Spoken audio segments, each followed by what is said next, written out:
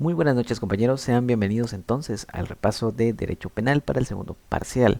En esta ocasión vamos a estar viendo la teoría jurídica del delito como eje central de toda la unidad. Prácticamente se divide en las distintas secciones que componen al famoso acrónimo ATTAC. Entonces vamos a estudiar desde la acción, pasando por el tipo penal y la antijuricidad hasta la culpabilidad. Y esto constituiría delito. Y luego como último punto vamos a ver la punibilidad, que es la condicionante para aplicar las penas resultantes de los respectivos delitos. Sin embargo, esto pues, es un tema un poquito extra y que lo vimos muy por encima. El tema central como tal es el ATTAC. ¿Y qué es el ATTAC? Bueno, la teoría jurídica del delito nos dice que es una sistematización que se utiliza para determinar si existe delito o no, en cada caso concreto. La memorización de cada uno de los elementos que componen al delito resulta más fácil con el siguiente esquema. ATTAC. Acción típica antijurídica culpable es igual a delito. Si falta al menos uno de estos elementos, la conducta no se considera delito. Como primer punto tenemos entonces a la acción. ¿Pero qué es la acción? Es una conducta humana voluntaria. En esencia, la acción representa la actividad que realiza el sujeto produciendo consecuencias en el mundo jurídico. Dicha actividad debe contemplar dos elementos: ser propiciada por un ser humano y contar con voluntariedad.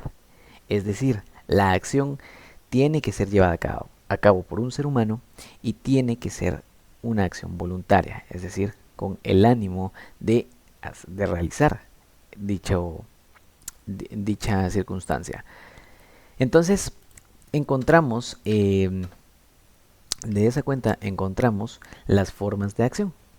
La acción propiamente dicha, que sería la acción de actuar o hacer algo, ejemplo, matar a una persona o robar un auto, y la acción por omisión, que es cuando una persona es responsable de un delito por no haber hecho algo para evitarlo. Entonces, recapitulando, la acción. ¿Qué es la acción? Representa la actividad que realiza el sujeto, produciendo consecuencias en el mundo jurídico. Pero tiene dos condicionantes para considerarse como delito o como una parte esencial del delito. Y es que tiene que ser propiciada por un ser humano, ya que los animales o las cosas no son susceptibles a ser objetos de una imputación.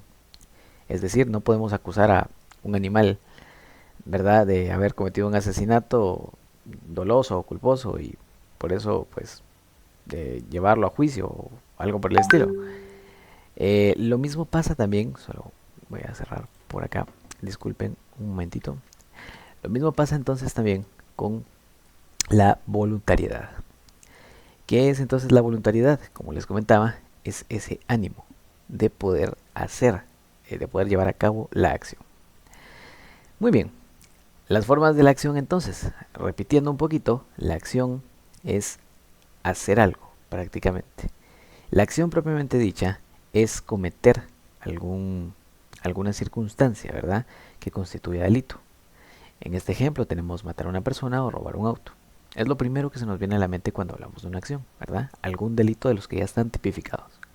Pero también puede darse el caso de que haya una acción por omisión, que es cuando la ley nos manda a que nosotros acudamos ya sea al auxilio de alguien o bien que nosotros estemos facultados por la ley para proteger a alguien y mandados por la ley para proteger a alguien y no lo hagamos. Entonces a esto le llamamos omisión. La primera es la omisión simple o pura, que se da cuando la ley exige que alguien acuda para evitar un resultado catastrófico y éste no actúa. A este tipo de omisión se le conoce también como omisión de auxilio. Como ejemplos de esto tenemos, por ejemplo, no prestar auxilio a una persona en peligro, no denunciar un delito del que se tiene conocimiento cuando existe la obligación legal de hacerlo, incumplir el deber de comparecer ante una autoridad judicial cuando se ha citado. Entonces, acá vemos ejemplos claros, ¿no?, de omisión. Por ejemplo, digamos, no sé, una persona se está ahogando, nosotros sabemos nadar, pero nos hace indiferente, no actuamos y dejamos que muera, pues entonces eso constituye una omisión, ya que nosotros teníamos la posibilidad de auxiliar a esa persona. En el caso de la denuncia también, hasta cierto punto pues estamos siendo cómplices, ¿no? Y esa falta de acción constituye también una parte del delito entonces. Pero también tenemos, por ejemplo, la comparecencia. Cuando nosotros somos citados ante un órgano estatal, tenemos que comparecer, principalmente sobre un órgano judicial, el llamamiento de un órgano judicial. Igual, de igual manera, si no lo hacemos, pues también se constituye como una omisión, como un delito por no haber hecho una acción. Luego tenemos a la omisión impropia. Dice, quien omita impedir un resultado que tiene el deber jurídico de evitar, responderá como si lo hubiera producido el mismo sujeto, ¿verdad? Artículo 18, comisión por omisión. Ejemplo, un salvavidas que observa a un bañista ahogándose y no hace nada para ayudarlo. El resultado es la muerte, ¿verdad? El dueño de una empresa que no implementa las medidas de seguridad necesarias para sus trabajadores, provocando un accidente laboral fatal. Un padre que, teniendo la capacidad económica y el deber legal de alimentar a su hijo menor, se niega a hacerlo por negligencia grave, y el niño sufre desnutrición severa con consecuencias graves para su salud. En este tipo de omisión, existe una persona responsable para evitar que se dé el resultado infortunado. Doctrinariamente se le conoce a esta figura jurídica como posición de garante. La posición de garante se genera por contrato, por lazo familiar o por situaciones precedentes. Entonces, ¿cuál es la diferencia esencial entre los dos tipos de omisión? Que sería la omisión pura o simple o la omisión por omisión, o también como lo estipula el artículo 18, comisión por omisión. Pero ¿cuál sería entonces la diferencia clave? Que en una se alude principalmente al auxilio, a la facultad de hacer algo, aunque nosotros no estemos totalmente obligados, por así decirlo, ¿verdad? De alguna manera, salvo que sea una citación judicial, en ese caso sí, pero no estamos obligados ni por afinidad, ni por vínculos de sangre, ni por contrato, etcétera, ni por una situación precedente. Simplemente respondemos a un llamado, a una clemencia de auxilio. Sin embargo, en la omisión impropia, o también llamada comisión por omisión, sí tenemos esa responsabilidad porque nosotros ejercemos un cargo en el cual tenemos que procurar estar al servicio de las demás personas. Tenemos el ejemplo del salvavidas. A él le pagan para que proteja a las personas, para que las cuide. Y si no lo hace, entonces estaría incurriendo en este delito, comisión por omisión. Esa sería la principal diferencia. En uno tenemos una llamada de auxilio principalmente, y en el otro tenemos una responsabilidad derivada de un contrato o derivada de un lazo familiar o de una situación precedente. Y entonces nos encontramos como en posición de garante, prácticamente, que es esta figura jurídica que es para tutelar, para proteger ciertos bienes jurídicos. Recordemos que los bienes jurídicos, y eso va a ser un elemento que vamos a ver muy a menudo en toda la teoría jurídica del delito, los bienes jurídicos no son más que aquellos bienes que son necesarios para el desarrollo y la subsistencia del ser humano. Por ejemplo, la integridad física, ¿verdad? La salud, el patrimonio, etcétera. Todos estos bienes entonces constituyen algo esencial para el ser humano. Y por eso es que son tratados en materia penal cuando se flagelan, cuando son violentados. Porque recordemos que uno de los principios del derecho penal es tutelar, proteger los bienes jurídicos, ¿verdad? A toda costa. Muy bien. ¿Cuándo hay voluntad? La voluntad es ese otro elemento, ¿verdad? Que encontramos dentro de la acción. Recordemos que es una conducta humana voluntaria. Pero, ¿cuándo existe voluntad? Cuando hay una forma de controlar la acción. Es decir, la persona puede actuar para evitar el resultado. Cuando no existe ninguna manera de controlar la acción, se dice que existe fuerza irresistible. Para establecer un delito buscamos que exista, en primer lugar, acción humana y posteriormente voluntad. Entonces, prácticamente, la voluntad alude al hecho de poder controlar, ¿sí? Poder tratar de evitar el resultado infortuito, el resultado desastroso, ¿verdad? Pero si no se puede de ninguna manera, entonces podríamos alegar que había fuerza irresistible, ¿verdad? Que es este elemento que no permite entonces que se pueda evitar el resultado. Luego tenemos acá una pequeña nota, una breve nota, acerca de un latinismo, actio libera in causa, que significa cuando alguien se pone en estado de inconsciencia para cometer un hecho delictivo. Esta también es una situación entonces en la cual no se tiene conciencia alguna, por lo tanto no se puede evitar a fin de cuentas el resultado, o bien, mejor dicho, se intenta alegar que no se podía evitar el resultado porque se encontraba incapacitada temporalmente la persona en determinado momento.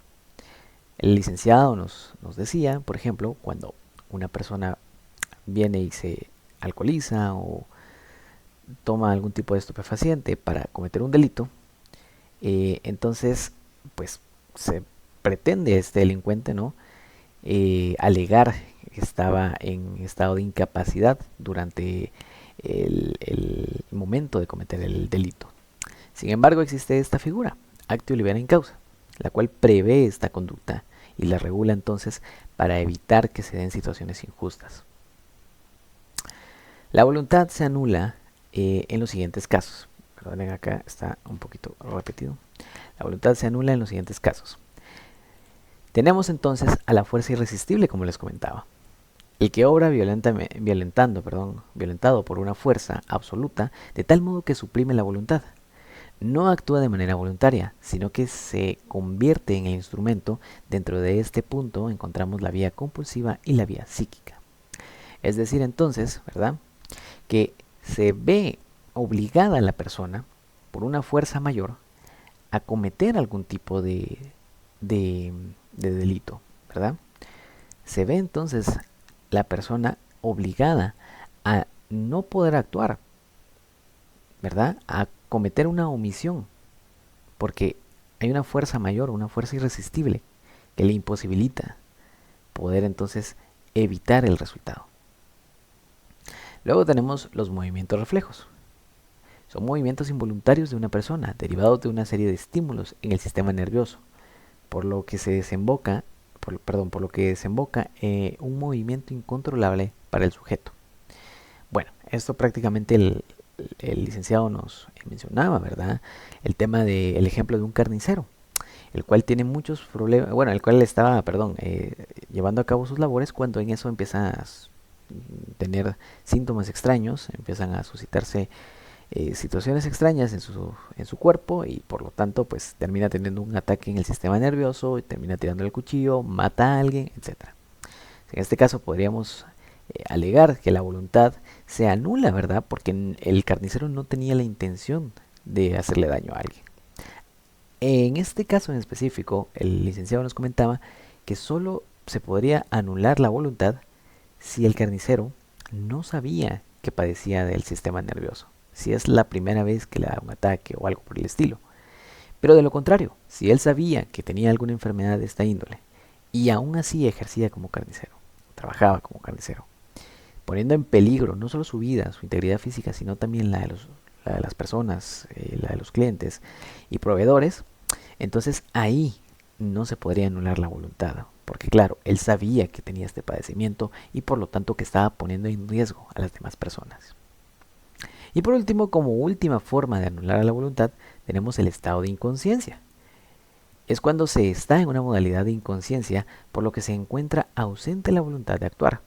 Comúnmente la doctrina estipula dentro de este estado el hipnotismo, sueño, embriaguez letárgica y embriaguez letárgica. Estos serían prácticamente los casos específicos, ¿verdad? En los cuales pues no se podría llevar a cabo la voluntad, donde se podría imputar a una persona debido a que se anula completamente la voluntad.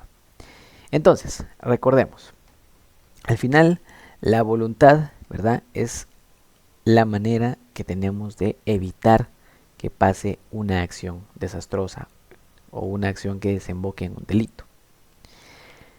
Pero claro, hay formas en las cuales podemos decir que no podíamos evitar esa situación, ya sea por una fuerza irresistible, ¿verdad? Que tuviéramos mucho miedo, o bien que, no, bueno, que nos estuvieran amenazando con una pistola, por ejemplo, tuviéramos mucho miedo, entonces por lo tanto no podíamos hacerlo, o bien por algún tipo de discapacidad física, etcétera. Movimiento de reflejos. Cuando se comete un delito, pero por accidente, porque una persona de verdad no tenía conocimiento de sus padecimientos en el sistema nervioso y por lo tanto terminó cometiendo un delito. Y luego en el estado de inconsciencia, ¿verdad? Que prácticamente es cuando se está en uno de estos, de estos estados, valga la redundancia, ¿no? Como hipnotismo, sueño, embriaguez letárgica, cuando se está bajo efectos, ¿verdad? Que no permiten el discernimiento ni la plenitud en la capacidad humana. Por lo tanto, es una inconsciencia. Entonces, repitiendo, la voluntad, que es el poder controlar el resultado, se anula cuando hay una fuerza irresistible que lo impide, movimientos reflejos no contemplados o un estado de inconsciencia. Ahora vamos con la relación de causalidad. Regulación en el artículo 10 del Código Penal, ¿verdad? Relación de causalidad. La relación de causalidad se refiere al análisis de las conductas que provocaron el resultado delictivo. En esencia, busca determinar cuál es la causa que generó el resultado. Ejemplo, Juan le dispara a Pedro. Este último es llevado al hospital en una ambulancia, pero yendo de camino ocurre un accidente y Pedro fallece. ¿Cuál fue la conducta que produjo un resultado de muerte a Pedro? La respuesta sería el accidente de tránsito.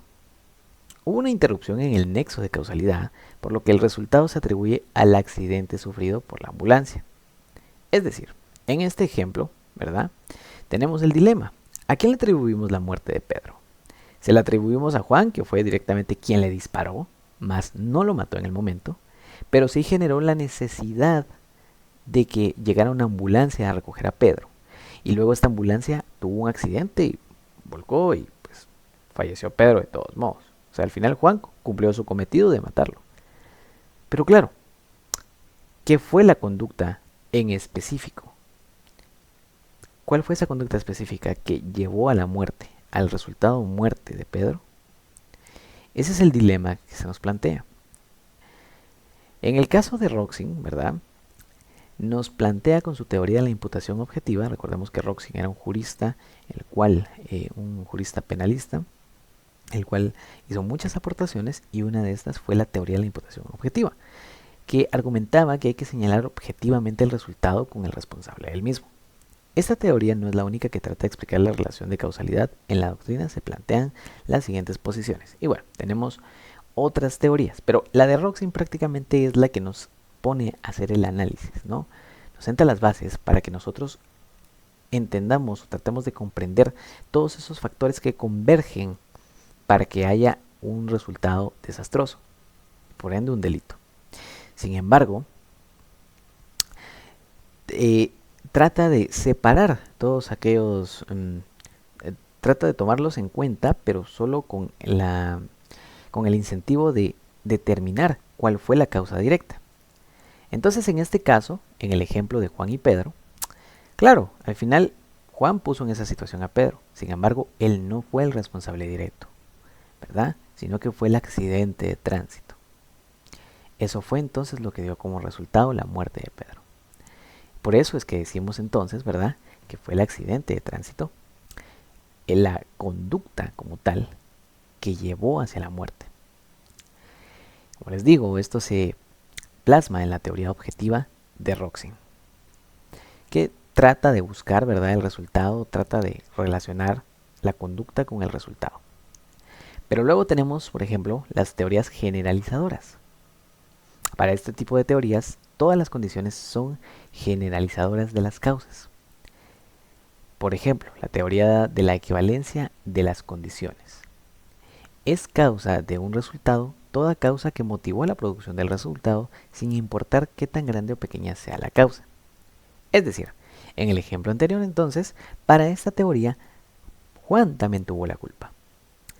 Tuvo tanto la culpa la conducta de Juan como la conducta del accidente. Ambas. Claro, vemos el contraste entonces con la teoría de la imputación objetiva de Roxin, en donde solo considera el accidente. Y es que la teoría de Roxin entra dentro de las teorías individualizadoras, que tratan pues, precisamente de individualizar la condición adecuada o idónea que produjo el resultado. Es decir, separan las conductas para determinar cuál fue la conducta directa que tuvo una relación con el resultado, una relación de causalidad. También tenemos la teoría de la adecuación dentro de este tipo. Lo que persigue es delimitar las conductas que hayan contribuido al resultado. Es decir, las toma en cuenta, ¿verdad?, para analizarlas, para delimitar hasta dónde tuvieron una incidencia directa. Sin embargo, siempre pues objetiviza una teoría en específico o una conducta, en específico, que fue la que produjo el resultado. Dentro de los parámetros de la teoría de Roxin, ¿verdad?, que es la que habla de determinar, ¿verdad?, solucionar casos complejos de una manera objetiva, correlacionando entonces la conducta directa que provocó la catástrofe o que provocó la destrucción de un bien, ¿verdad?, o la flagelación de un bien jurídico, con pues directamente con la implicación que tiene en esa relación de causalidad. Para esto entonces se nos plantean varios parámetros. Primero, la creación de riesgos o aumento relevante. Se basa en establecer si hay conciencia o no de riesgo generado por la acción. Ejemplo, lanzar una piedrita y matar a alguien. Claro, esto pues tampoco es muy proporcional. Que lanzar una piedra rara vez va a matar a alguien. Es muy inverosímil que suceda. Luego tenemos la concreción del riesgo, cuando se interrumpe el nexo causal. Ejemplo, la ambulancia. Entonces aquí tenemos otro parámetro, ¿no?, dentro de la teoría de Roxin, que nos dice, ok, si hubo entonces una conducta que interrumpió, ¿verdad?, la primera conducta, que era la conducta directa que pues ocasionó, digamos, el delito, entonces hay una interrupción. O sea, no se concretó la primera conducta, se vio interrumpida. Por lo tanto, entonces, ¿verdad?, es la segunda conducta a la cual se le atribuye entonces el resultado. Y luego tenemos el ámbito de protección de la norma, que nos dice que la ley no protege a las personas que se pongan por sí mismas en situaciones de riesgo, por ejemplo, los suicidas. Entonces, en el caso de una persona que se tira en una autopista, prácticamente, ¿verdad?, a pasar entre los carros, llega un carro, lo termina asesinando. Al final el conductor no tuvo la culpa, sino la persona que se puso en esa situación de riesgo, ¿verdad? Y estos tres parámetros entonces nos ayudan a entender la relación de causa y efecto. Recordemos que de lo que estamos hablando aquí es de la causa y efecto, la relación de causalidad. ¿Cómo es que funciona entonces? ¿Cómo podemos dimensionar nosotros para resolver los casos complejos? Para resolver casos en los cuales no tenemos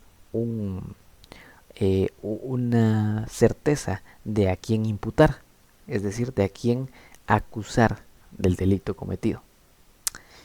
Entonces, por eso Roxin nos plantea esto: creación de riesgos, ¿verdad?, o del riesgo o aumento relevante, que es decir, qué tanta probabilidad había, ¿verdad?, o qué tanta proporcionalidad sería mejor, sería una palabra mejor, ¿verdad?, para que la conducta derivara a una catástrofe, a un resultado en específico.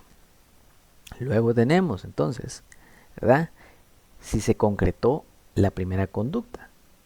Si no se concretó, si se vio interrumpida por otra o más, pues entonces hay que tomar en consideración esa última conducta, ¿verdad?, que fue la que provocó el resultado, como por ejemplo en el accidente.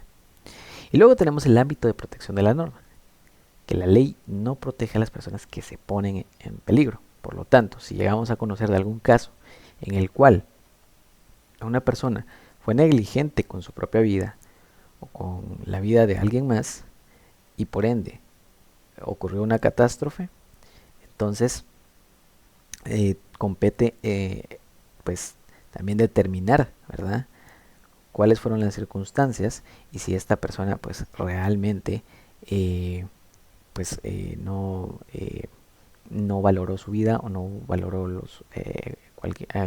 no sé, la situación, ¿verdad? Y esto dio como esto dio como resultado una tragedia, y por lo tanto es su culpa, ¿verdad? No tanto de otra persona. Por ejemplo, yo les ponía el caso del chofer, ¿no?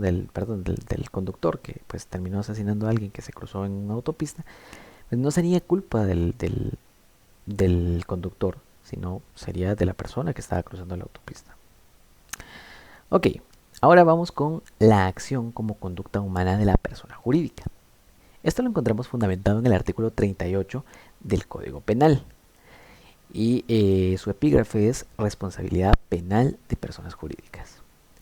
Cito textualmente: en lo relativo a personas jurídicas, se tendrá como responsables de los delitos respectivos a directores, gerentes, ejecutivos, representantes, administradores, funcionarios o empleados de ellas, que hubieran intervenido en el hecho y sin cuya participación no se hubiere realizado este, y serán sancionados con las mismas penas señaladas en este código para las personas individuales.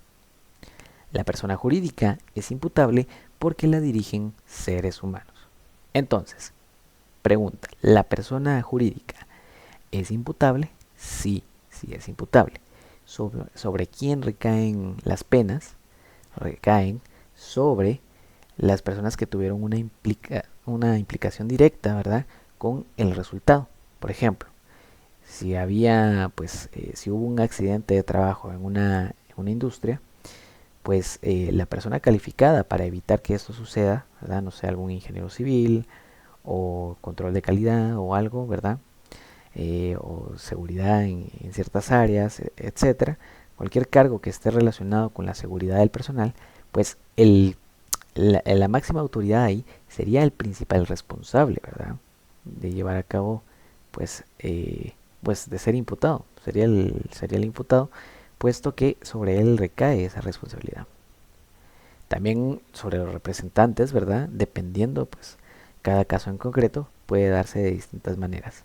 En el caso de los representantes de la empresa es porque pues ellos directamente son el rostro de la empresa y son la jerarquía más alta de la empresa. Luego tenemos, ¿verdad?, el tipo penal. Es la conducta prohibida por el legislador. Esas conductas tienen una norma. La norma establece dicha conducta prohibida por el legislador, que se fundamenta en el principio de legalidad. Se basa en el encuadramiento de conductas en un tipo específico. Se encuentra en el libro segundo, parte especial del Código Penal. Ok, ¿qué es entonces el tipo penal? Para que lo entendamos en palabras sencillas. Es revisar cada una de las conductas que puedan llevar a, pues, violentar algún bien jurídico, como la vida, por ejemplo, y clasificarlas. Es decir, imaginemos que no existe el delito de homicidio. No existe porque hasta el momento no se había dado. Es un mundo idílico y fantasioso. Sin embargo, se suscita el primer caso, pero no está regulado. Entonces nace la necesidad de regular ese tipo de conducta. Y entonces esa conducta ya pasa a ser tipificada, es decir, pasa a convertirse en un delito que está establecido en el Código Penal. Por eso dice que se basa en el principio de legalidad, porque son todos aquellos delitos, es decir, son todas aquellas conductas que taxativamente están descritas en la ley, en la norma, y por lo tanto tenemos que evitar cometerlas. Entonces, a esto hace alusión el tipo penal. Cuando hablamos de tipo penal, entonces hablamos de los delitos como tal que están estipulados en la norma. Eso es a lo que nos referimos. Ejemplo, asesinato, violación, homicidio, etcétera, ¿verdad? Cualquier tipo de delito que nos podamos imaginar: plagio, secuestro, desaparición forzada, trata de personas, remuneración por la trata, detenciones ilegales, circunstancias agravantes, aprehensión ilegal, coacción, entrega indebida de un menor, etcétera. Todos los tipos de delitos que están, o todos los delitos que están tipificados, mejor dicho, dentro del Código Penal. A eso se refiere el tipo penal, a encuadrar las conductas dentro de la norma, dentro de la ley. Como les comento, se encuentra en el libro segundo del Código Penal en la parte especial. Ahí es donde encontramos entonces señalados los delitos como tal. Las características del tipo penal son las siguientes. Primero, es una norma, se fundamenta en la normatividad, ¿verdad? Porque cada tipo específico, cada delito, pues es una norma consignada en el Código Penal. Se fundamenta en el principio de legalidad, como les comentaba, ¿verdad? Protege bienes jurídicos y tiene la distinción que prohíbe la analogía, que esto es algo distinto a lo que pasa con otras ramas del derecho, ¿no? Donde la analogía está permitida y es necesaria en muchas ocasiones para resolver ciertos casos en concreto. Pero ¿qué es la analogía jurídica? Es analizar dos casos en concreto para resolverlos de la manera en la cual se resolvió el primero, o en la cual se han resuelto otros casos. Por ejemplo, digamos que tenemos, no sé, un problema constitucional, por ejemplo, a nivel constitucional. Hay una ley que pues está contrariando las disposiciones constitucionales. Por lo tanto, entonces se utiliza una analogía, porque ya hubieron casos similares en los cuales se dio esta situación. Entonces se acude a la jurisprudencia, y que la jurisprudencia son todas esas sentencias, ¿verdad?, que nos dan los tribunales de justicia. Entonces acudimos a la jurisprudencia para ver cómo han resuelto otros problemas similares y lo resolvemos de la misma manera. Claro, esto en derecho penal no lo podemos hacer. ¿Por qué? Porque cada caso en concreto es muy específico. Tenemos que tomar en cuenta cada uno de los elementos de la teoría jurídica del delito. Por lo tanto, es inverosímil pensar que podemos encontrar un caso exactamente igual dos veces, que lo podemos resolver exactamente igual y que podemos imponer las mismas penas. Entonces, por eso es que no se permite la analogía jurídica en la materia penal, ¿verdad? Por la complejidad del caso concreto. Entonces, cada uno de los casos tiene que ser llevado de una manera en concreto, siempre claro, siguiendo los protocolos establecidos, pero tomando en consideración cada una de las circunstancias que contempla este caso. Por eso no se permite la analogía. Luego tenemos las funciones del tipo penal. Tiene una función limitadora, que solo se limita estrictamente a la conducta que establece la norma, de garantía también, porque garantiza a la población que lo único que se va a penar es lo que se establece en el tipo penal, es decir, ningún delito que no esté tipificado en el Código Penal será entonces llamado como delito, ¿verdad? O sea, ninguna conducta, perdón, que no esté tipificada en el Código Penal será considerada delito. Es decir, podemos hacer todo lo que no esté tipificado en la norma, todo lo que no esté establecido, regulado, ¿verdad?, preceptuado en la norma.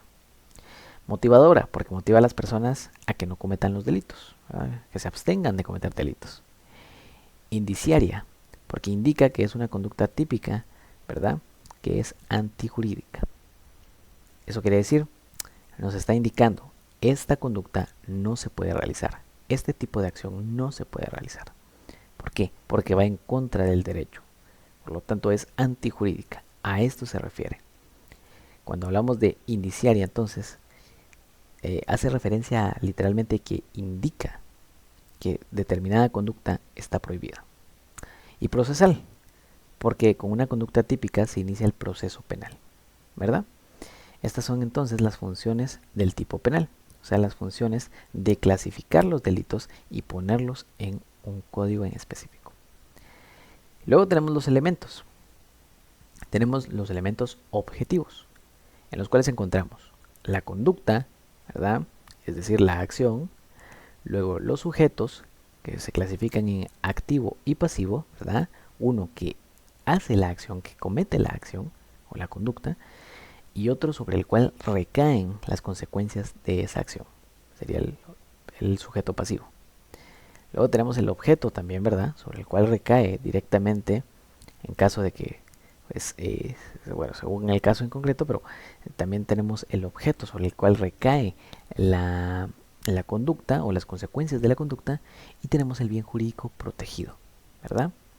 Que dijimos que el bien jurídico protegido son esos elementos esenciales para el ser humano y su desarrollo, como por ejemplo la vida, la integridad física, la salud, por ejemplo el patrimonio, es decir, sus propiedades, su vehículo, etcétera, ¿no?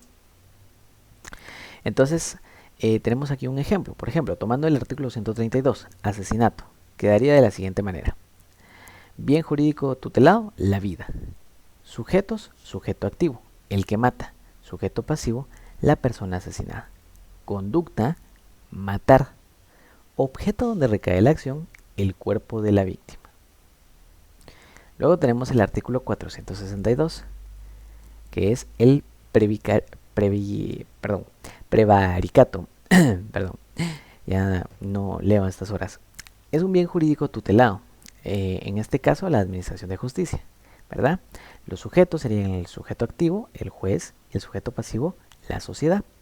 Conducta, cometer resolución ilegal. Objeto donde recae la acción, documento, sentencia o resolución ilegal. Luego tenemos otro ejemplo.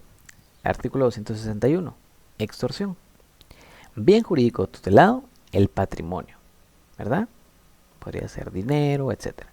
Sujetos, sujetos tendríamos el sujeto activo, el extorsionista, y el sujeto pasivo, la persona extorsionada.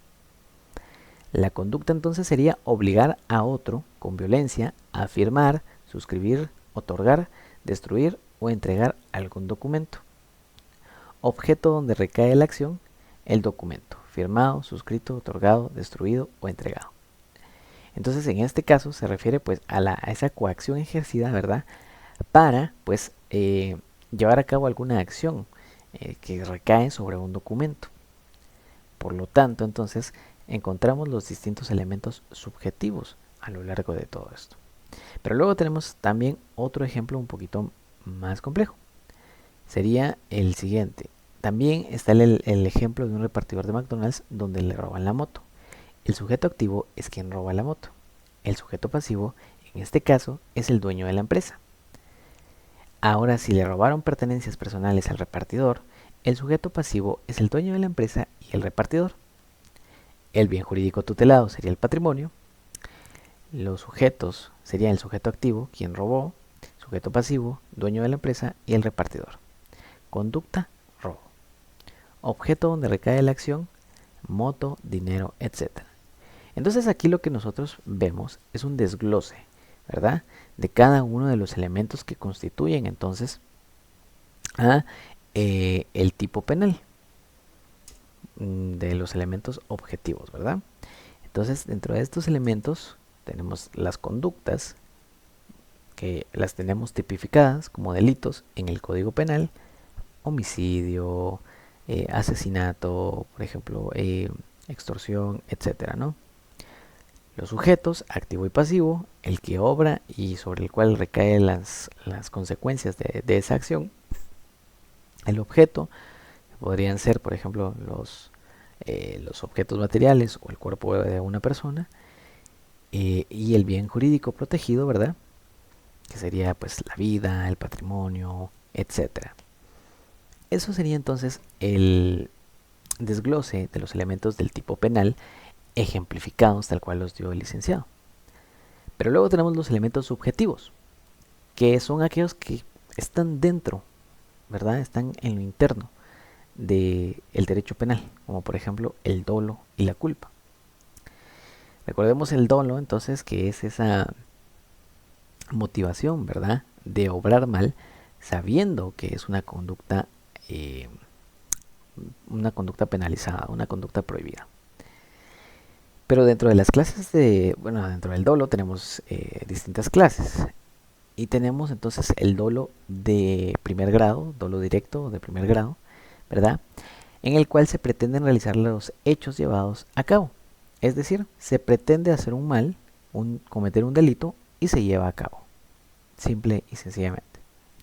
Y luego tenemos el dolo directo de segundo grado. El autor del hecho no ha perseguido ni ha querido directamente una o algunas de las consecuencias necesarias que se tienen que producir, pero las admite como efecto colateral del resultado principal que buscaba. Ejemplo, Pedro quiere matar a Juan, pero Juan se encuentra en un bus extraurbano. Pedro colocó una bomba en el bus con la finalidad de matar a Juan. Sin embargo, también matará a las demás personas, ¿verdad?, que se encuentran en el bus. En este caso, Pedro responderá como hecho doloso por ese resultado colateral.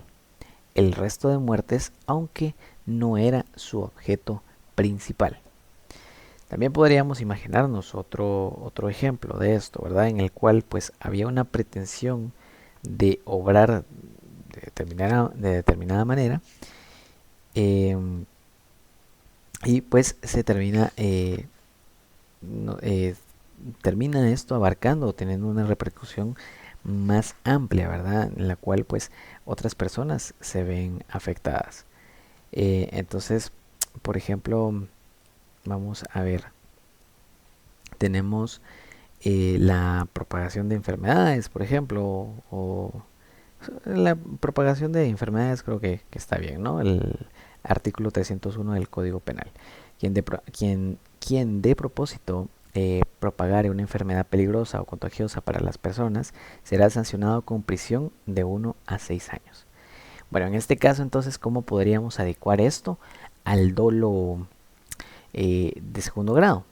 Bueno, en el dolo de segundo grado pues tendríamos que una persona pues quiere propagar una enfermedad, pero para matar a, yo qué sé, un, un cierto sector nada más. Digamos, para matar a una familia. O para enfermarlos, no sé. ¿No? Para matarlos, vamos a decir que para matarlos. Ok, pero resulta que esa enfermedad se propagó y no solo mató a una familia, sino que terminó matando a un pueblo entero. Claro, el delincuente o la persona que cometió este hecho no tenía planeado matar a todo el pueblo. Sin embargo, tiene que responder por las muertes de los demás habitantes. Y esto fue un acto colateral, o sea, fue un efecto colateral porque no se esperaba que sucediera esto. Sin embargo, tiene que responder. Por lo tanto, se le culpará como dolo directo de segundo grado. Y luego tenemos el dolo indirecto o el eventual, que dice que la persona no tiene la intención de realizar un hecho delictivo. Sin embargo, sabe que ese resultado es posible y aún así lo lleva a cabo, ¿verdad? Y termina pues sucediendo esa acción. Entonces en el dolo indirecto o eventual es cuando pues sí se plantea una alta posibilidad, ¿verdad?, de que el resultado se lleve a cabo y por lo tanto termine sucediendo un delito. Sin embargo, pues no se toma en consideración este resultado y pues se procede a obrar de igual manera. Luego tenemos a la culpa, ¿verdad? La culpa es aquella que realiza se da cuando se realiza, ¿verdad?, la conducta con imprudencia. Es la conducta del sujeto activo que falta al deber objetivo de cuidado de su accionar. Es decir, podríamos resumir la culpa en negligencia, ¿verdad? Negligencia a la hora de actuar, negligencia o en falta de cuidado a la hora de obrar, que por ende pues trajo una situación desastrosa o catastrófica o bueno, algún bien jurídico fue comprometido. Elementos de la culpa. Tenemos el elemento psíquico, que consiste en tener o no tener conciencia del acto. Se refiere a la previsibilidad, ¿verdad? O sea, ser previsores de que puede suceder un acto determinado, un acto concreto. Se entiende como la posibilidad que tuvo el agente de prever el resultado no querido.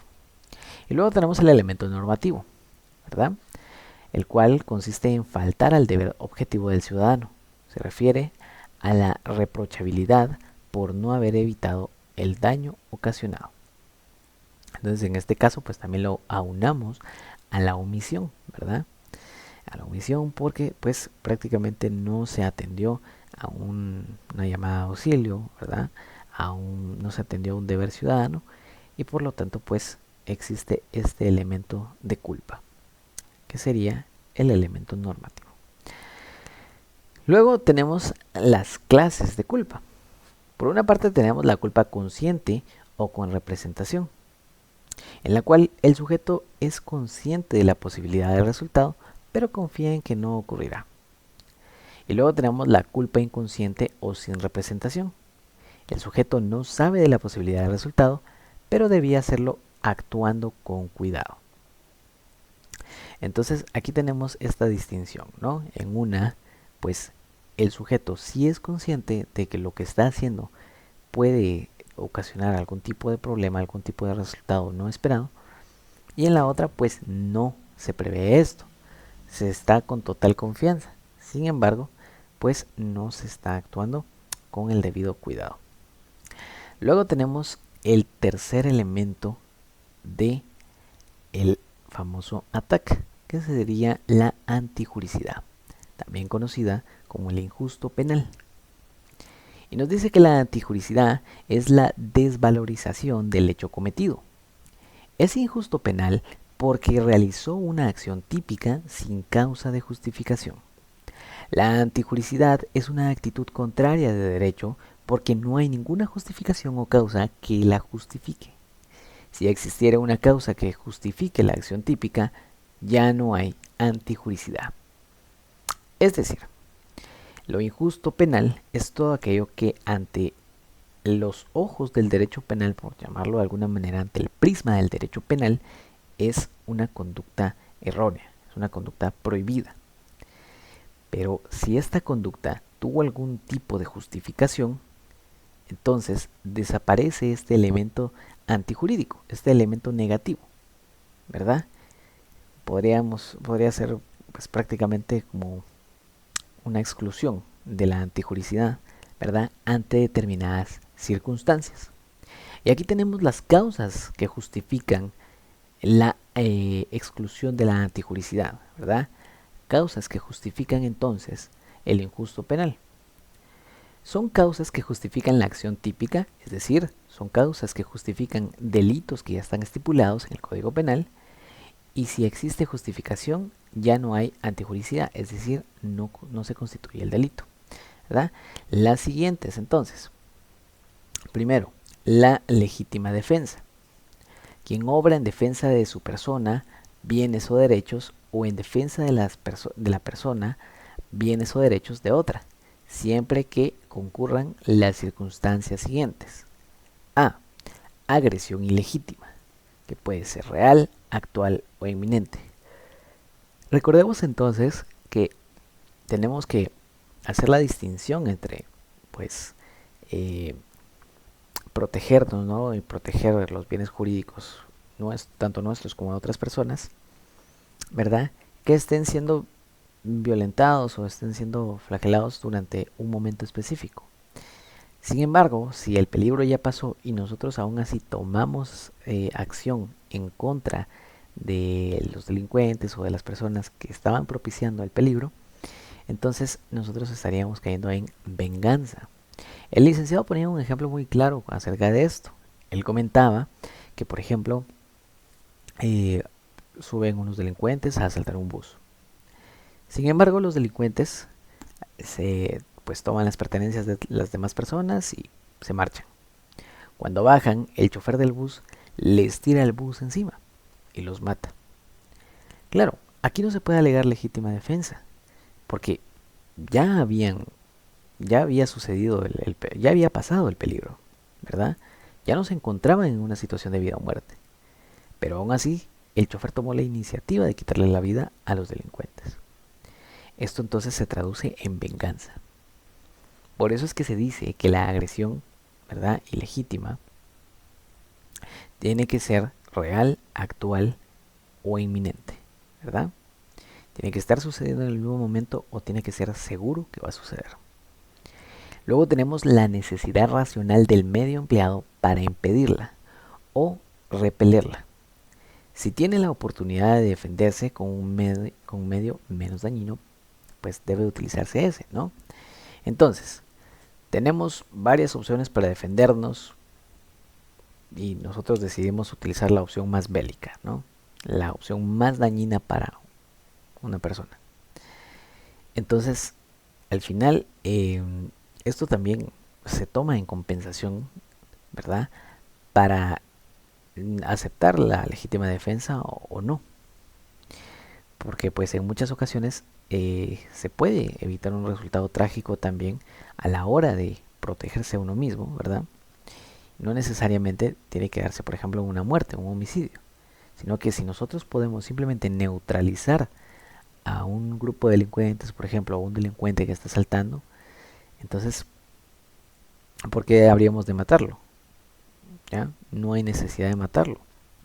Y a esto entonces hace alusión la necesidad racional, ¿verdad?, del medio empleado para impedirla o repelerla.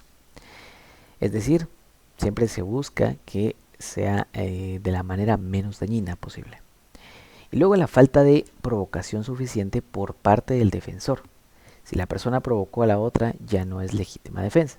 Es decir, imaginemos que estamos nosotros en la calle. Viene una persona que nos cae mal, le empezamos a provocar. Pero nosotros sabemos que esa persona tiene problemas de ira y que es muy violenta. Entonces viene la otra persona a la cual estamos provocando, se altera y se nos tira a los golpes. Pero venimos nosotros y pues de alguna manera logramos contenerlo, y no solo eso, sino que al final pues terminamos, yo qué sé, matándolo, no sé, por el momento, ¿verdad? Por la circunstancia. Claro, en este caso no podemos alegar legítima defensa, ¿verdad? Porque nosotros provocamos eso, nosotros provocamos que se diera la acción. Por lo tanto, lo que compete entonces es que nosotros seamos responsables de dicha acción. No se puede alegar legítima defensa cuando hay una provocación directa para que suceda la conducta determinada. Luego tenemos el estado de necesidad. En el estado de necesidad encontramos entonces, ¿verdad? Bueno, el estado de necesidad es otra circunstancia que justifica una acción típica, que justifica un delito. Ya vimos entonces en la legítima defensa que se puede justificar, ¿verdad? Siempre y cuando no haya, siempre y cuando la agresión ilegítima sea real, actual o inminente, ¿verdad? Siempre y cuando se haya tratado de utilizar el recurso menos dañino para llevar a cabo la legítima defensa, y siempre y cuando nosotros no hayamos provocado la conducta. Sin embargo, pues también hay otra forma de justificar un delito, que sería el estado de necesidad. ¿Pero qué es el estado de necesidad?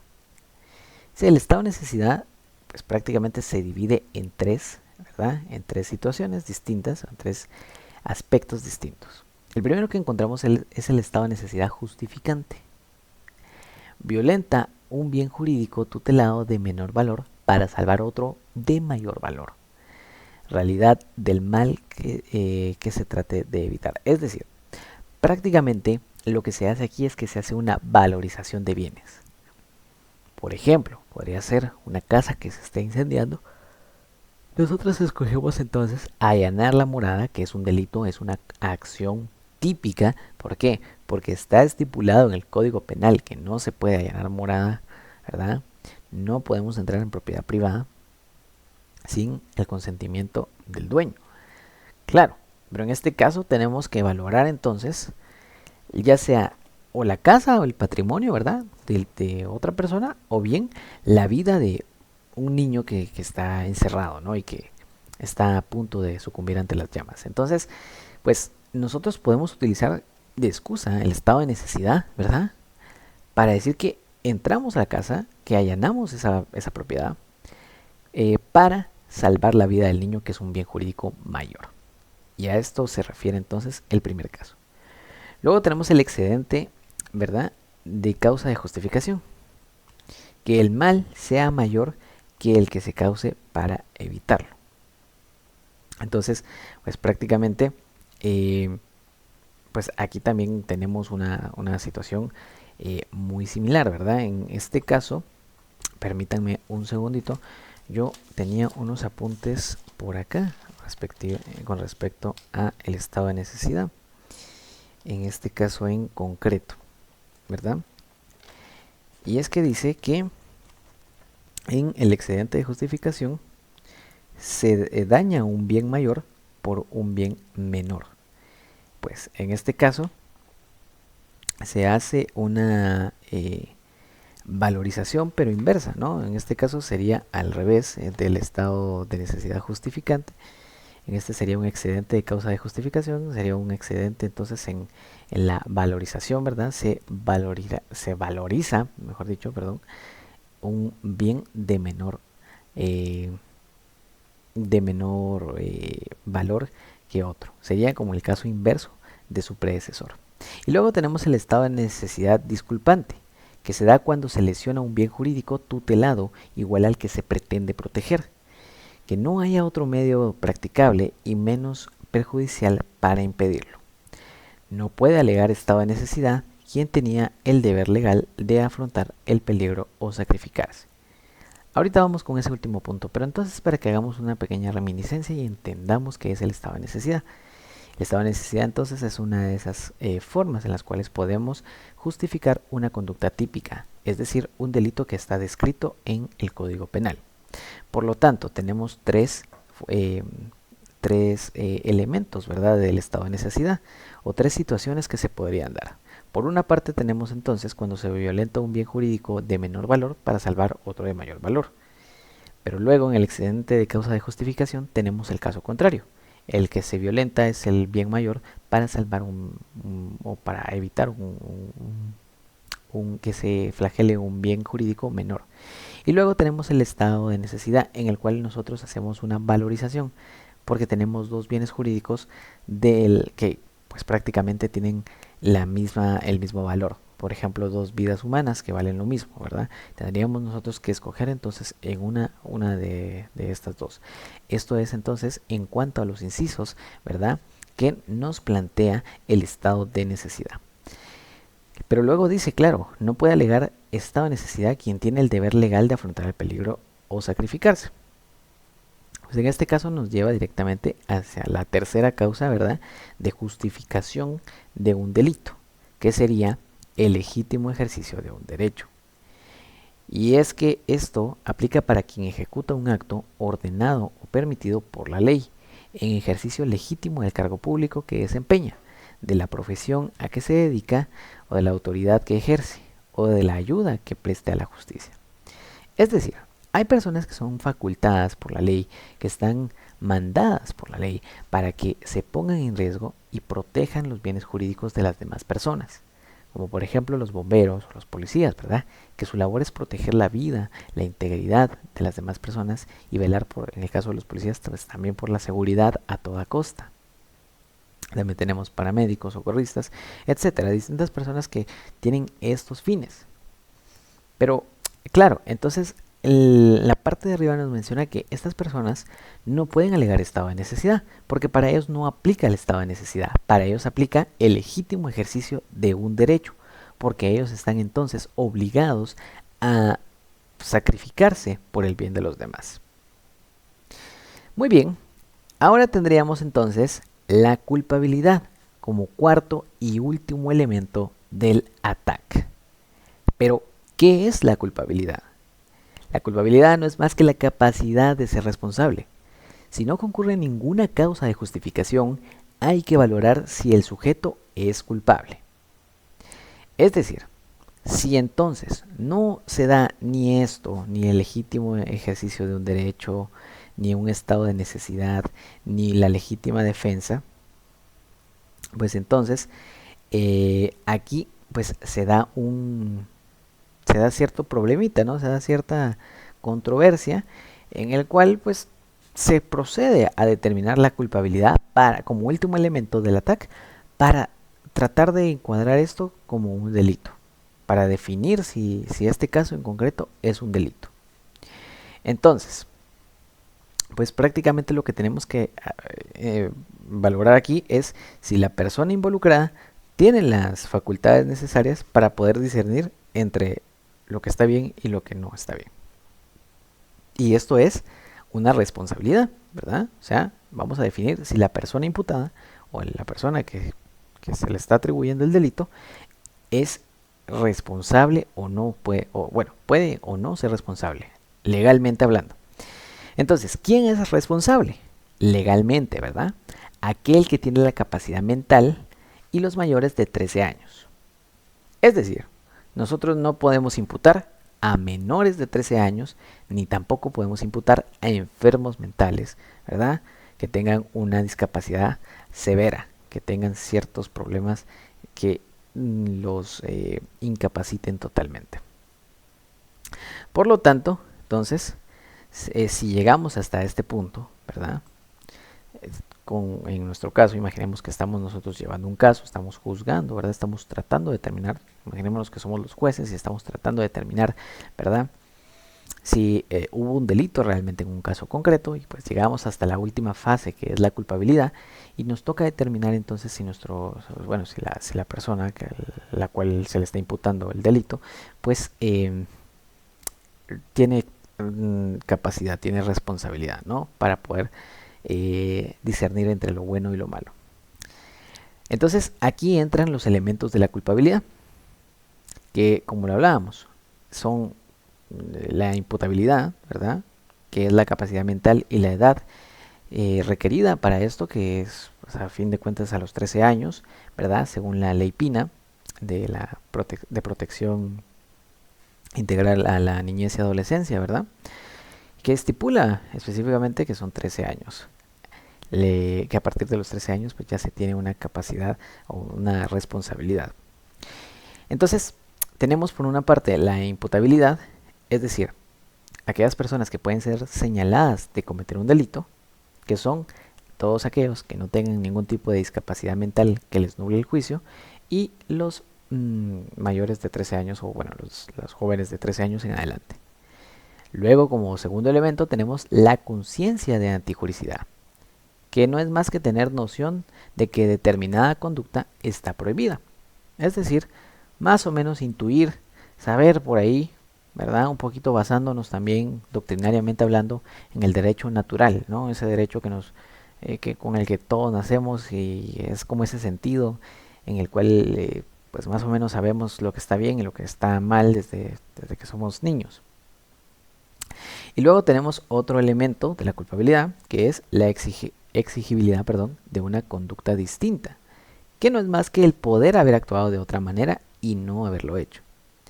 Entonces, dentro de la culpabilidad tenemos que valorizar estos tres elementos, ¿verdad? Tenemos que tomar en cuenta estos tres elementos para determinar si una persona, ¿verdad?, puede ser objeto de una imputación.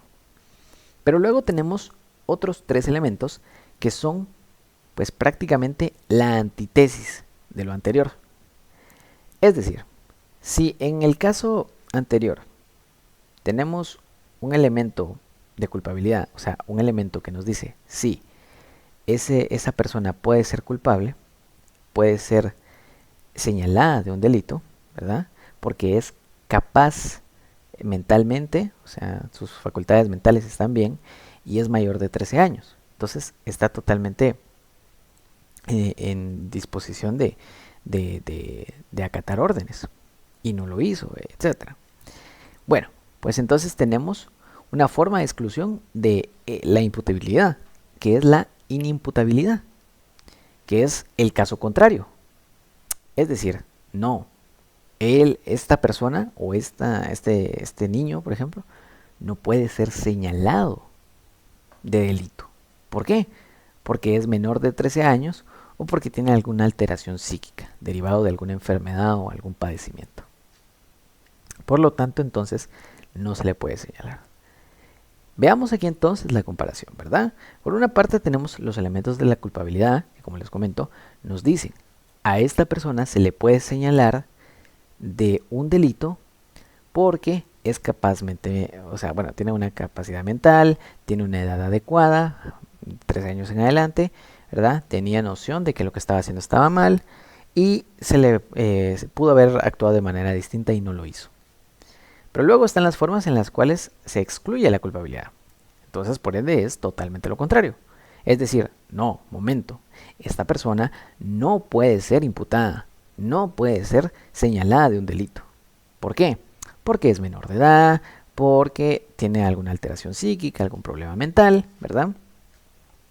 En el caso de la exclusión de antijuricidad, tenemos los famosos errores. En este caso, pues tenemos como primer error el error de prohibición. Y aquí dice que se refiere a la ignorancia por parte del sujeto activo de la exigencia de una norma penal, que derivado de dicho desconocimiento ha violentado la prescripción penal. Entonces, a su vez, dentro del error de prohibición tenemos el error vencible y el error invencible. El error vencible nos dice que se da si se vence el error, que si se vence el error, perdón, se atenúa la pena. Es decir, se baja la pena, se coloca una pena mínima.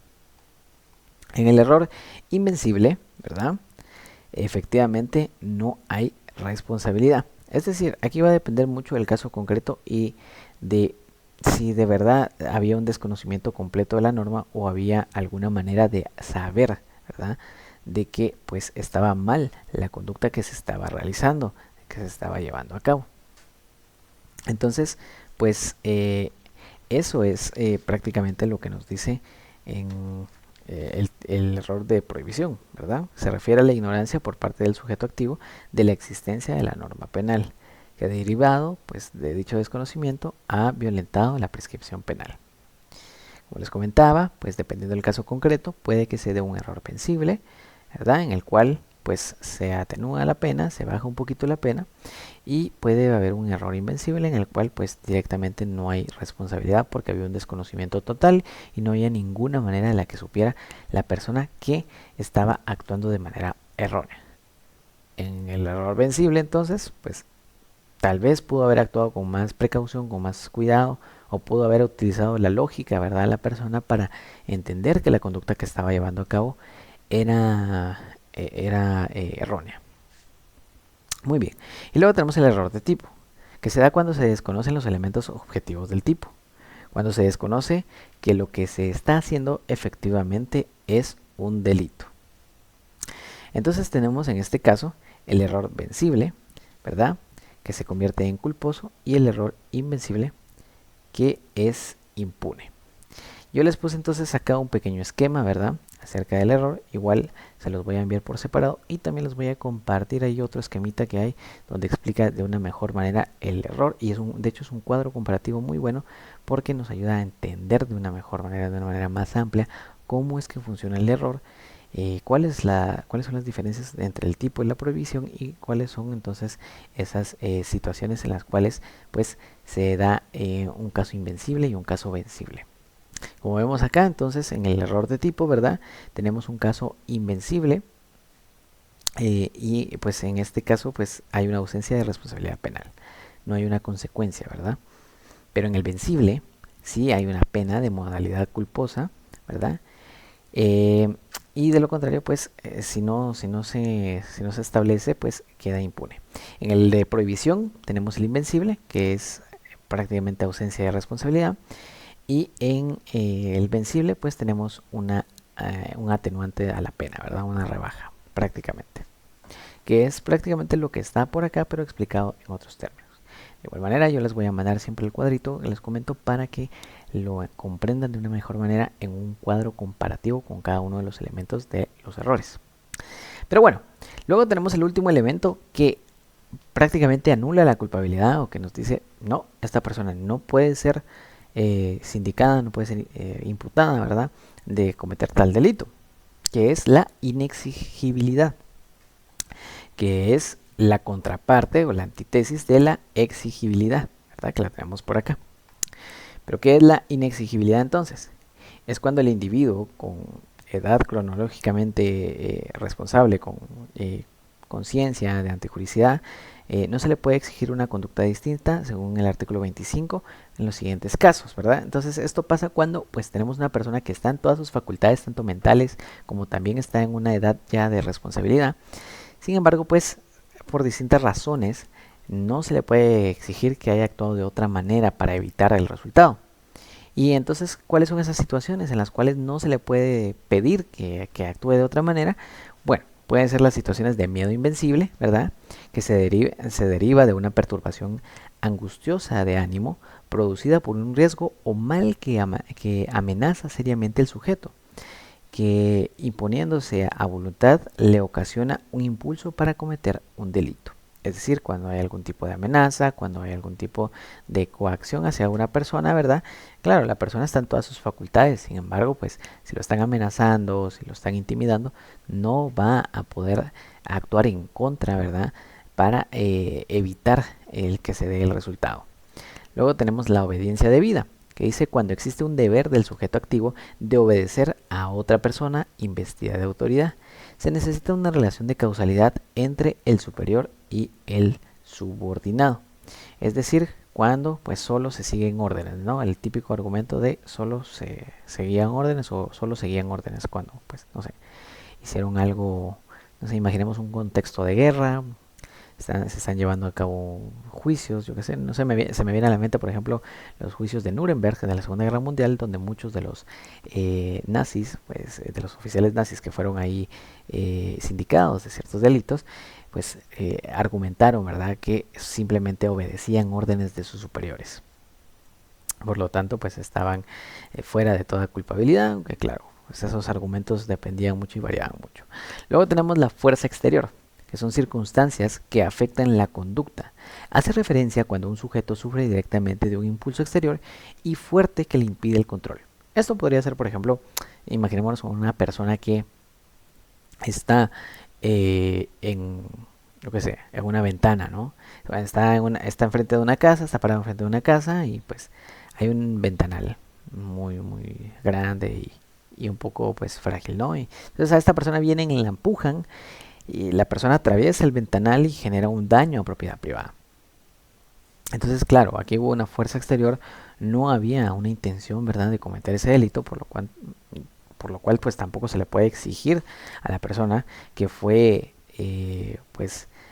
tomada por sorpresa y que pues directamente no podía actuar en contra de esa situación, ¿verdad? No se le puede exigir una conducta aparte, porque pues prácticamente es una situación que no estaba prevista y de la cual pues no se pudo haber evitado el resultado.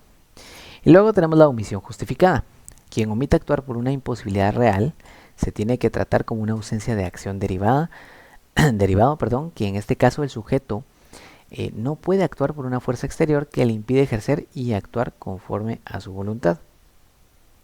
El mismo caso, ¿verdad? O sea, hay alguna situación en la cual pues en la cual una persona debería actuar pero no puede. Por ejemplo, imaginemos que no sé, se me viene a la mente, por ejemplo, un accidente, un accidente de tránsito, ¿verdad? Entonces, imaginemos que va un adulto y un niño, y entonces en el accidente, pues, claro, la responsabilidad de proteger y de salvaguardar siempre al niño sería del adulto, pero claro, este se ve gravemente herido, entonces por lo tanto no puede directamente actuar para salvar al niño. Por lo tanto el niño termina muriendo, ¿no? Entonces aquí hay una omisión justificada, porque claro, el adulto estaba incapacitado en ese momento. Por ejemplo, imaginemos un incendio, entonces viene un adulto y está tratando de sacar a un niño que también está dentro del incendio, entonces el adulto tiene la responsabilidad de proteger el bien jurídico del niño, que es su vida. Sin embargo, no puede porque ha sufrido muchas quemaduras o pues tiene algún tipo de obstrucción en los pulmones que le imposibilita, ¿verdad? Pues prácticamente poder ayudar y acudir en auxilio del niño. Y entonces estas serían las causas, las cuales pues prácticamente eliminan la culpabilidad. Por lo tanto no habría delito. Pero las causas que reafirman, ¿verdad?, o que establecen, mejor dicho, la culpabilidad serían las tres anteriores. Si se dan cuenta, entonces son una antítesis, son un contrario, un contraste, ¿verdad? La imputabilidad sería entonces con la inimputabilidad. La conciencia de antijuricidad sería entonces contrarrestada con los errores, que es la no conciencia prácticamente de que se está cometiendo un delito. Y luego tenemos la exigibilidad de una conducta distinta. y su contraposición sería la inexigibilidad, inexigibilidad de esa conducta por las razones ya mencionadas: miedo invencible, obediencia debida, fuerza exterior, omisión justificada. Pero tenemos un último tópico, tenemos un último punto, el cual, pues, si bien no entra dentro del esquema del ATAC de la teoría jurídica del delito, algunos doctrinarios sí lo consideran y pues la gran mayoría no, precisamente porque no tiene una incidencia directa a la hora de clasificar los delitos o de delimitar si al final sí en un juicio, ¿no? En un proceso si hubo un delito, ya que pues esto se refiere más, la punibilidad se refiere más hacia o va más orientada hacia el tema de la imposición de penas y la forma en la que se imponen las penas. Entonces el ATAC pues prácticamente es toda esa teoría, todo ese conjunto de elementos que la doctrina nos da para determinar si al final en un caso determinado hubo delito o no hubo delito, ¿verdad? Entonces con el ATAC lo determinamos, terminamos con la culpabilidad, y con la punibilidad entendemos entonces cómo llevar a cabo las penas, ¿verdad? Dependiendo del caso concreto. Entonces dice, no afecta al delito, solo condiciona las circunstancias o imposición de la pena. Puede existir una excusa absolutoria, o puede existir una condición objetiva de punibilidad. El delito se estableció con la culpabilidad y la punibilidad es solo la condición para la imposición de la pena. La excusa absolutoria puede ser el 280 del Código Penal, que habla de los exentos de responsabilidad penal. La punibilidad prácticamente atiende la forma en la que se emplean las penas ya establecidas. Y eso sería todo. Entonces, aquí se nos fue una hojita. Eso sería entonces todo en cuanto al tema de esquema de la teoría jurídica del derecho, del delito, dentro del derecho penal. Bueno, entonces haciendo una pequeña síntesis acerca de esto. Tenemos entonces la teoría jurídica del delito como tema central de todo de toda nuestra unidad, ¿ok? Sin embargo, esta teoría se divide, ¿verdad?, en cada uno de estos elementos: en la acción, en la tipicidad, en la antijuricidad y en la culpabilidad. ¿Qué es la acción? La acción es una conducta humana voluntaria. No nos olvidemos que tiene que tener estos dos elementos obligatoriamente, ¿verdad? Entonces, tenemos dos formas en las cuales se nos presenta la acción. Una sería la acción como tal, ¿verdad? Y la otra sería la acción por omisión. Dentro de la acción por omisión tenemos entonces dos clasificaciones: la omisión simple o pura, ¿verdad?, que es cuando desatendemos un llamado de auxilio, o la omisión impropia, que es cuando pues tenemos una posición de garante, tenemos la responsabilidad de cuidar a algo o a alguien y no lo hacemos. El otro elemento entonces es la voluntad, ¿verdad? La voluntad es esa forma de controlar la situación, ¿verdad?, para evitar un resultado inesperado. Sin embargo, pueden darse las siguientes situaciones en las cuales se anula la voluntad, que sería por una fuerza irresistible, por movimientos reflejos o por un estado de inconsciencia. Pero después tenemos la relación de causalidad, ¿verdad? La relación de causa y efecto, en la cual no hacemos otra cosa más que tratar de determinar cuál fue la conducta que llevó a que se diera el resultado imprevisto, el resultado desafortunado. Teníamos el ejemplo de la ambulancia, ¿verdad?, en el cual pues en un principio tenemos a dos personas que pues tienen un ataque violento entre ellas, Juan y Pedro. Juan le dispara a Pedro y este se ve en la necesidad de ir a un hospital, ¿verdad? Lo llevan en una ambulancia, la ambulancia se da vuelta y pues termina muriendo Pedro. Al final la conducta, ¿verdad?, según las teorías individualizadoras, donde la que más destaca es la teoría objetiva de Roxin, pues nos indica que la conducta que derivó en la muerte de Pedro no fue el disparo, sino más bien fue el accidente de tránsito que sufrió la ambulancia, ¿verdad?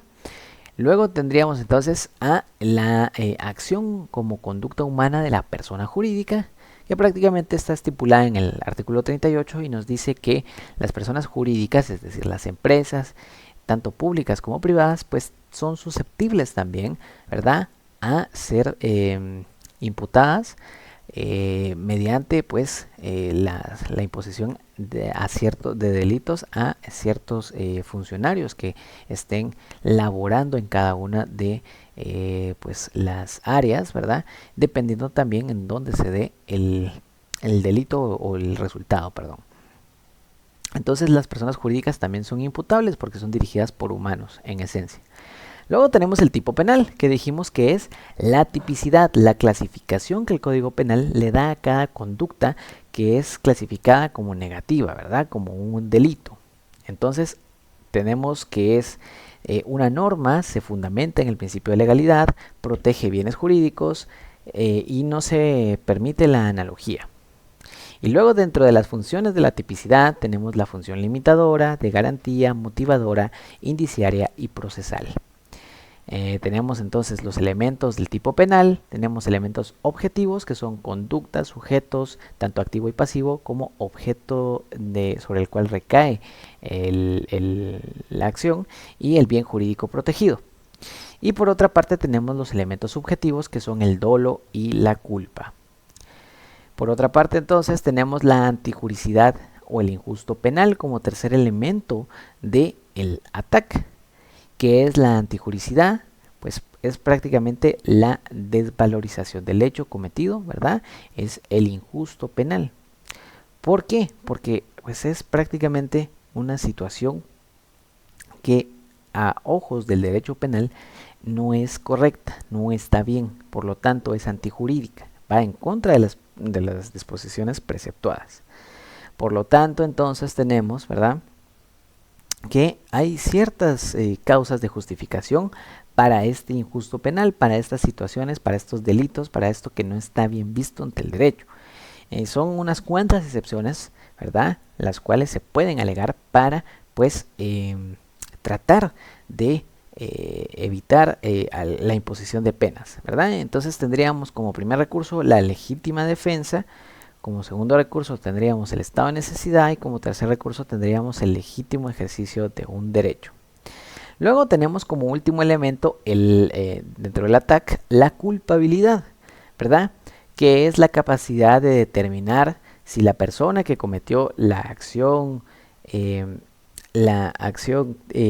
típica antijurídica, ¿verdad?, pues prácticamente podía realizar o puede ser objeto, perdón, de una imputación, es decir, puede ser señalado de delito o no, dependiendo de sus características. ¿Cuáles características? Primero, tomar en cuenta si es capaz, si es mentalmente, perdón, capaz, y si es pues mayor de 13 años. Y pues luego tenemos que tomar otras consideraciones como tener noción de que pues la conducta estaba prohibida y de que pudo haber cambiado esa situación con la exigibilidad. En contraposición tenemos entonces a las formas de exclusión de la culpabilidad, es decir, formas en las cuales se podría alegar que esa persona no es susceptible a ser un objeto o a ser objeto de imputación de algún delito, es decir, de que lo señalen de algún delito, porque pues es menor de edad, porque tiene algún tipo de problema psíquico, porque cometió algún tipo de error de prohibición o de tipo, ¿verdad? O porque pues prácticamente estaba imposibilitado de poder actuar de otra manera y por lo tanto no se le puede exigir que haya actuado de otra forma. Y tenemos la punibilidad que simplemente atiende a la forma en la que se emplean las penas ya establecidas, ¿verdad? La que se, pues, prácticamente para cada caso en concreto se establece la forma de proceder dependiendo del delito ya establecido mediante la teoría jurídica del delito. Y eso, compañeros, sería entonces todo por el repaso de hoy. Buena noche.